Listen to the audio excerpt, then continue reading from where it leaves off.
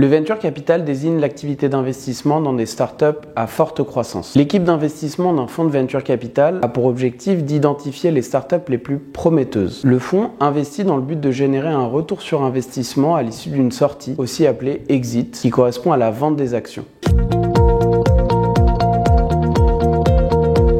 Le métier de venture capitaliste est très complet et on identifie 4 grands types de missions. Le sourcing d'abord. Le sourcing consiste à identifier les startups les plus prometteuses et à entamer des conversations avec les équipes de management pour discuter d'une potentielle levée de fonds. De nombreux dossiers arrivent directement au fonds de manière organique, mais le plus souvent, il est nécessaire d'aller sourcer proactivement les meilleurs dossiers. La deuxième grande mission, c'est l'investissement, c'est-à-dire rédiger un mémo d'investissement, drafter une term sheet, faire les négociations et aller jusqu'au closing. La troisième grande mission, c'est le portfolio monitoring. Une fois investi dans une startup, le métier de l'équipe d'investissement est d'accompagner cette startup dans son développement. Par exemple, l'investisseur en venture capital peut aider sur le recrutement des personnes clés ou la prochaine levée de fonds. Enfin, la quatrième grande mission, au niveau partner, c'est le fundraising. Une grande partie du temps est en effet accordée à la levée de fonds auprès d'investisseurs appelés limited partners ou LPs.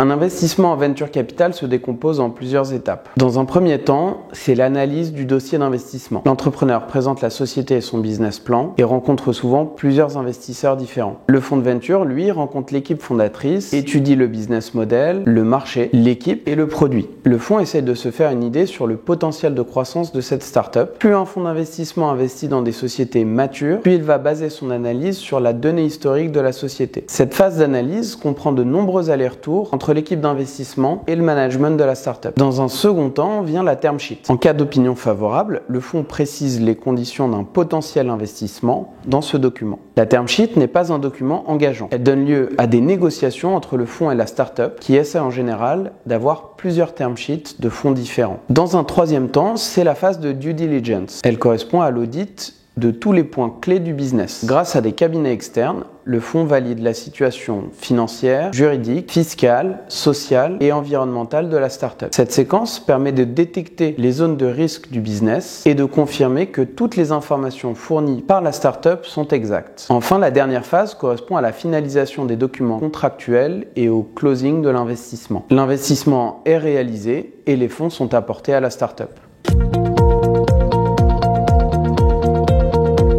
Le venture capital et le private equity sont des activités d'investissement dans des sociétés non cotées avec un horizon d'investissement de 5 à 8 ans ayant pour objectif de générer une plus-value. Toutefois, venture capital et private equity diffèrent sur de nombreux aspects. La taille, la maturité et le risque des sociétés cibles, mais aussi la structuration financière des transactions. Ainsi, le private equity s'intéresse à des sociétés matures, avec un business model validé qui cherche à se développer. À l'inverse, le venture capital va s'intéresser à des sociétés dont le business model n'est pas encore validé, avec un marché incertain, mais un potentiel de croissance très important. Autre différence majeure, le fonds de private equity va prendre le contrôle de la société cible et utiliser beaucoup de dettes pour financer l'acquisition. À l'inverse, un fonds de venture capital va prendre une participation minoritaire et financer l'acquisition en equity.